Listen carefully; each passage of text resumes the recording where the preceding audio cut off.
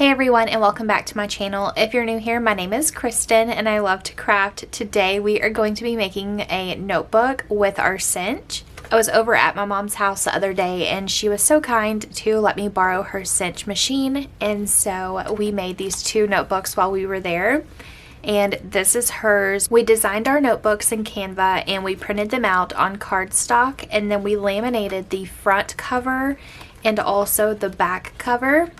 And we did that for both of these. Every fifth page has a cute little bow, and so I thought that that was just so cute.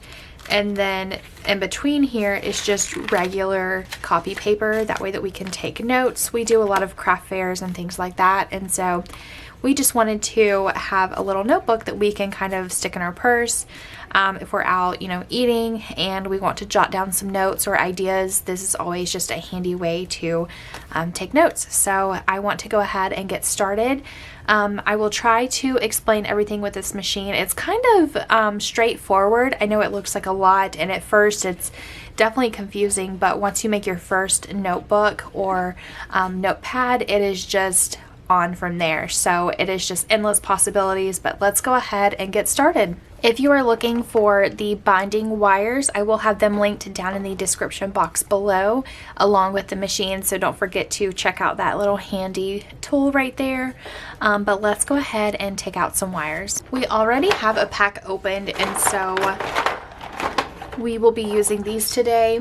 I have about 50 or 60 paper pads, and so this is just a great way to go ahead and get rid of some of this paper. But we will be creating a notebook with this today. So let's go ahead and pick out a page, that way that we can coordinate it with the binding. This paper pad has so many pretty papers. Like, look at that one. That one is just so darling. That's a little speckled one. That one's really pretty as well. Kind of want to go with something colorful, of course. Maybe this one. I think this one will look great. So I'm going to take this sheet out, and I do want to coordinate the binding. I kind of want to do white, but I'm thinking that maybe the blue one will look cute. So here's the pattern paper. There's the white one. And there's the blue one. I think that they are very similar, but let's just go with the white one for today. Okay, so we have our binding wire. We can set that to the side. We can also set the machine to the side for right now. We have our paper trimmer here. And I want our notebook to be, let's see, 5 inches wide. So I'm going to cut the paper at the 5-inch mark. Okay, my paper moved, so let's try that again. Okay, so we're going to cut it again at the 5-inch mark. And then let's trim it down to 5 inches this way as well. And for the backing, we will be doing the same color. So now we have two 5-inch squares. I have an enormous amount of cardstock, and I think that this is just a great way to go ahead and get rid of this as well, just to kind of clear out my stash a little bit. So we are going to be taking 2 sheets of each color except for the white one, and we are going to be able to cut these down, so we'll actually have 4 pieces. Light pink, yellow, green, blue, light blue, purple, light purple, and I think we might just leave off the white and the cream color. So let's go ahead and set this to the side. So here is all the colors that we chose for our notebook. Now we need to go ahead and start trimming these down, and I'm going to do it 1 page at a time, starting off with, just because I don't want to mess anything up. So we'll start off at the 5-inch mark. Trim it down.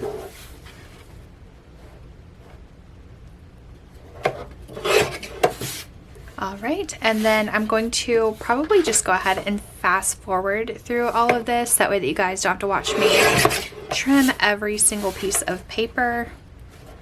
So grab you a little snack and a drink, and let's go ahead and get cutting.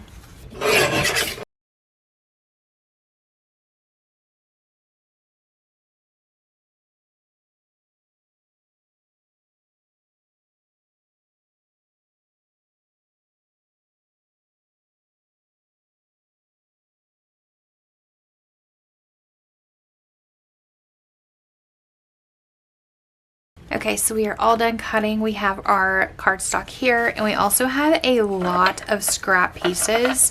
I'm so excited because I do a lot of card making, and these are going to go perfect with a few cards that I have coming up for the summer.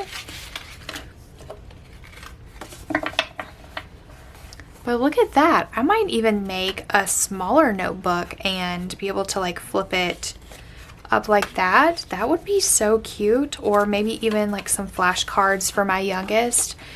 He is learning how to read and all of that. So this might actually come in handy. All right, let's go ahead and set these extra pieces to the side. I don't know if I want to keep the rainbow look or if I want to take a few pieces and mix them up, like alternate them. So I think I might actually alternate them. I think that that'll just be a good way to be able to at least use or see all of the pieces. So let's go ahead and just get these organized a little bit more.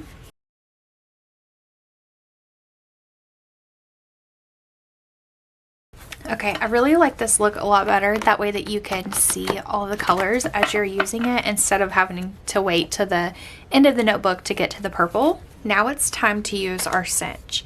And the way that we are going to do this is it has little pegs right here. And if they are pushed in, that means that you want to use that specific hole punch. If you pull them out, that means that it will not punch for that specific hole. So in order for us to see exactly which ones that we want to use, let's go ahead and unlock it. And how you do that is you just pull this little tab right here and you're able to lift this part up. So for this one, we are doing a 5-inch notebook. I have a scrap piece of card that we were just working on. So I'm going to center it up like that. And I want to do just a test. So I have all of these already pushed in that we are going to be using. And just for example, let's just go ahead and make sure all of these are pressed in. And we want to make sure that the paper is pushed all the way towards the back. That way that it could be punched evenly. You can also pull this tab out right here if your paper is a little bit longer. Like that. But since we have a smaller notebook, we want to make sure that it's pushed all the way in. All right, so we have it pushed all the way in, and now we are going to pull the handle down and bring it back up. And then we could take our paper out. Okay, so here's our paper. As you can tell, this one right here, we need to go ahead and pull out from the cinch. So that one will be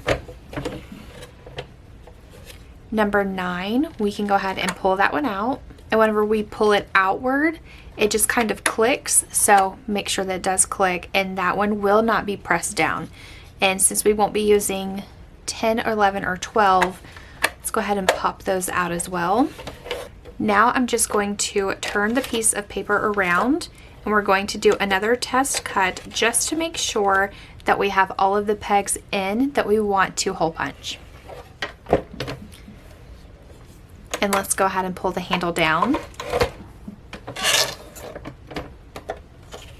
And this is exactly why we do test cuts. So the peg that we actually pulled out, we needed to leave in.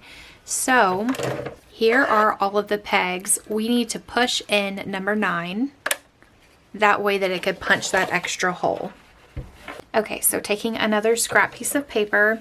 Okay, so we have our paper pushed all the way in. Now let's go ahead and pull the lever down and take a look at the paper. All right, that looks amazing. Okay, so now that we know that we have the pegs in the correct spot, let's go ahead and take all of these papers and start hole punching. I will probably go ahead and fast forward this video, that way that you guys don't have to sit through punching all of these papers. Okay, so we have hole punched all of the papers. I'm going to go ahead and make sure that they are still in the correct order, and I will be right back.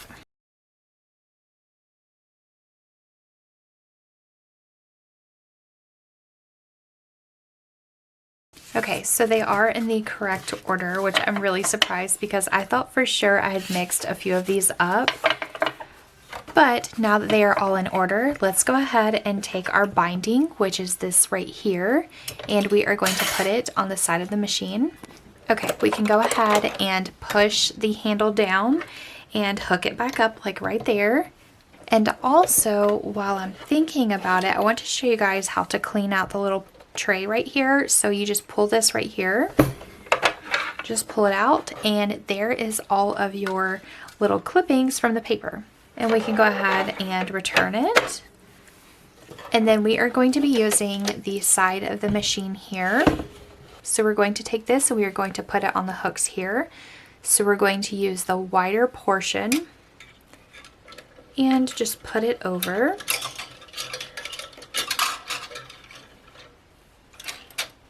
Like that. Make sure that it is secured on all the hooks. And then, oops, we actually forgot to hole punch this. So let's go ahead and do this real quick. I still have all of the hooks placed correctly. And let's see. I don't think there's really a right or wrong way for this paper, but we can do it about right there. Push it in, pull the handle down. All right, so we have those two punched. Again, let's go ahead and pull this down, hook that back up.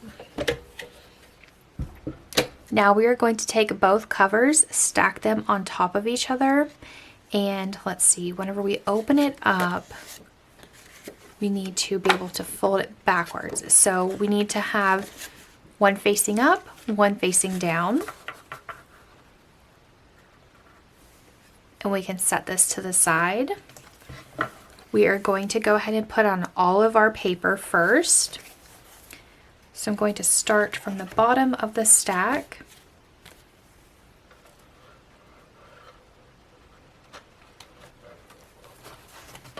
And we are just going to feed it through.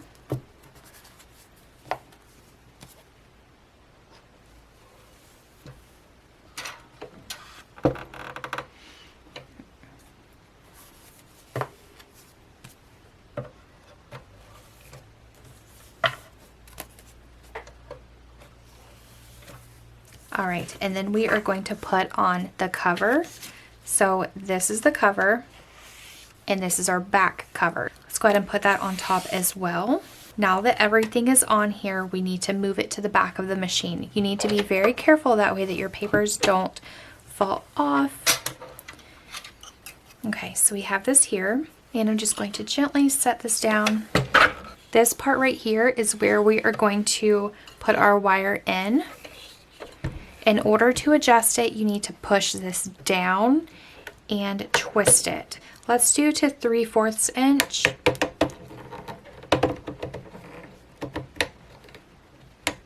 That looks great. Okay, now let's go ahead and open up the handle, and then we are going to insert it facing up. So this is going to be towards the back and this is the front. So just slide it in there. Now watch your fingers, and you are going to pull the handle down like that. And if you have too much of a gap, then that means that you need to adjust this right here. So you're going to press it down and make it smaller. So we are going to do maybe 1/2 inch. I think that would be great. Again, putting it back in there and pushing the handle down. Okay, let's take a look at it. And that looks great. So let's go ahead and set this to the side. So this is what it currently looks like. We need to use some wire cutters and cut off the edge over here.